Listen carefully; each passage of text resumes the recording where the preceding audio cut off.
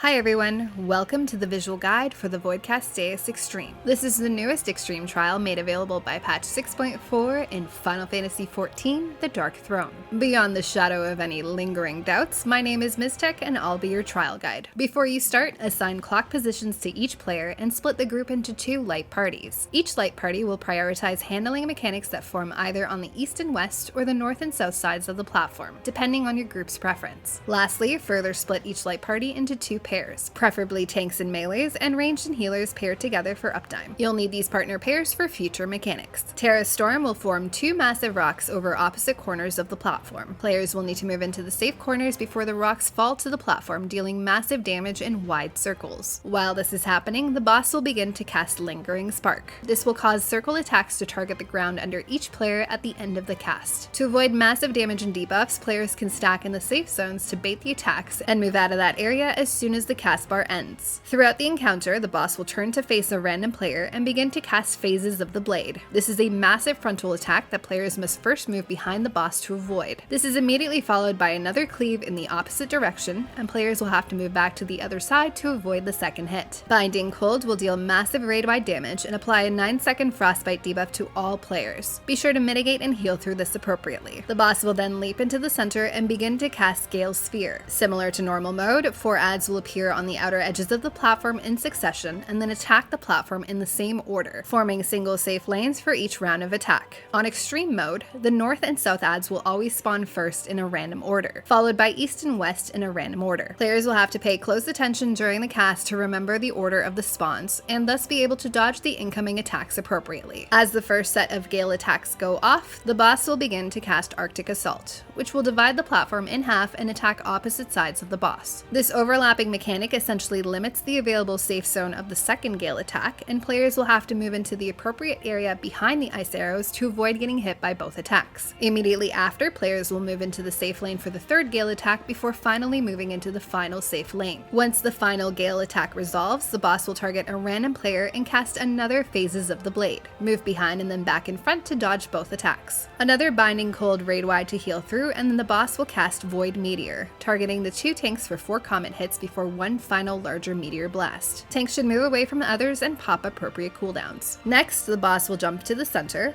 face south, and begin to cast Asdaja's Shadow, powering up his blade for incoming attacks. He will then cast Black Fang, dealing multiple hits of massive raid-wide damage. Cooldown and heal through this as necessary. From this point on, anytime the boss casts Asdaja's Shadow, players will have to pay close attention to the cast animation, as it will indicate what extra attacks immediately follow future blade attacks. If you see this massive purple circle that extends to the edges of the arena, players can expect a room-wide donut attack with an overlapping spread mechanic on all players. If you see this smaller, compact circle animation, players can expect a point-blank AoE circle around the boss with overlapping light party stack markers. For now, players can identify which mechanic will be stored and remember it for later. After each shadow cast, the boss will target the primary target with 3 massive line attacks that each place a stacking Flames of Eventide debuff on any player's hit. If this stack reaches 3, you will die. As such, tanks will need to provoke back and forth with each hit or after 2 stacks. Each hit of this attack does moderate damage, and popping light cooldowns is helpful. Immediately after, the boss will face a random player and cast Phases of the Shadow. Players will need to dodge both hits of the attack and then be ready for the extra set of mechanics indicated by that original shadow cast. If you're expecting the donut attack, players will stay within the boss's hitbox until the room-wide attack goes off, before each spreading to their assigned clock positions to avoid overlap. If you're expecting the point-blank AoE circles, players will need to move away from the boss as they're dodging the final blade hit, while also splitting into their assigned light parties. Each light party will stack together away from the boss to avoid the attack and share the incoming damage. Immediately after, the boss will jump to the north side of the platform. 2 stack towers will appear in opposite corners. The tower in the north corner will have a soak requirement of 3 players, while the tower in the south has a soak requirement of 2 players. 1 healer will be marked by this massive knockback marker, and 1 other support and 1 damage dealer will be targeted by flare markers. To handle this combo of mechanics, the knockback healer will need to stand directly in the center of the platform so that all players can quickly orient themselves around them. The 2 flare players will need to pre-position to be knocked into the 2 available empty corners to reduce the damage of their incoming meteors. The damage dealer flare can be knocked to the north, while the support flare can be knocked to the south. All other unaffected players will have to aim their characters to land into the 2 soak towers. Again, damage dealers will get knocked to the north tower, while supports get knocked to the south tower. Immediately after the knockback, the dragon will land on top top of the knockback healer and tether to them before diving in their direction in a massive line attack. The healer can drag their tether to the south to avoid hitting anyone else in the raid as they return to the boss. The boss will cast another Asda's Shadow, and players will again need to identify the extra future mechanic indicated by the animation. The primary tank will again be targeted by another 3 line attacks, and the secondary tank will need to provoke appropriately. The boss will then cast Void Stardust, spawning 2 circle telegraphs in opposite corners. More telegraphs will quickly appear in the direction that this attack will move along the edge of the platform before turning around and moving back through the center. At the same time, all players of the same role group will be targeted by these blue abyssal quasar circles. These circles cannot be overlapped and require 2 players to stack inside the circle or you will die. An easy way to handle this is to have players split into their assigned light parties and each move to the AoE marker that spawns on their priority side. As soon as the circle telegraph disappears and the attack begins to move, players can move into that corner. The ranged and support pair can stay in the corner, while the tank melee pair can follow the AoE attacks back towards the boss, staying together the whole time. Immediately after, the boss will cast either Eventide Fall or Triad. Fall will target both healers with massive line attacks, and the raid must split into their assigned light parties to share the damage. Triad will target 1 damage dealer and 2 supports with large cleaves that cannot be overlapped. To handle this, both tanks will stand on the north side of the boss, all damage dealers will stack south, and the healers can stand east and west. This will allow sufficient distance between each possible target of the mechanic to avoid overlap. Another Binding Cold AoE blast into another round of Void Meteor tank busters before the boss will cast his next phases of Shadow. Dodge the 2 hits as necessary, and then adjust for the extra in and spread or out and stack mechanic.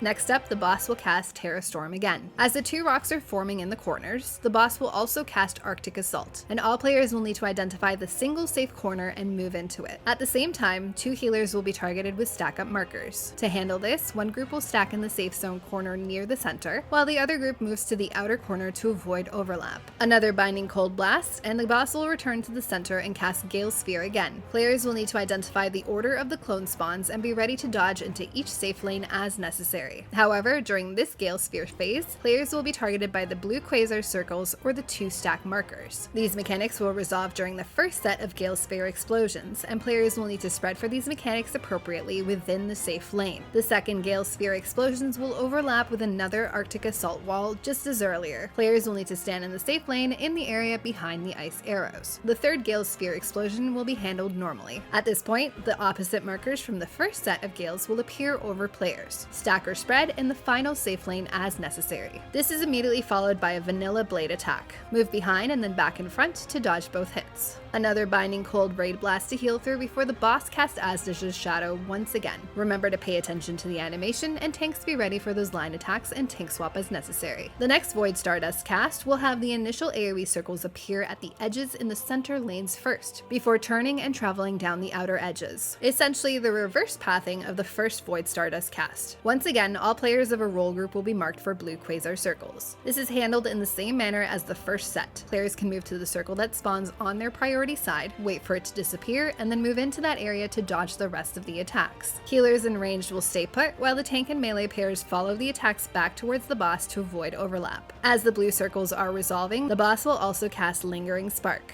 All players will need to be ready to move away from where they were standing at the end of the cast to avoid getting blasted. Next up, the boss will cast Eventide Fall or Triad, whichever of the 2 he didn't cast originally. Stand in your assigned role group spots for Triad or split into light parties for Fall to avoid lethal overlap. This is followed up by yet another blade and extra attack. The boss will then leap into the north and spawn another set of towers and flare markers with a knockback from one of the healers. This combo is handled in the exact same way as earlier. At this point, mechanics will repeat with some overlap until the boss is down. Remember to handle the extra mechanics during each Gale Sphere dodge, as that is easily the most dangerous combo of mechanics. The enrage timer is quite lenient, even with multiple player deaths, so keep at it until you get him down. If you have any questions or comments, please let me know. As always, thanks for watching. See you in Savage.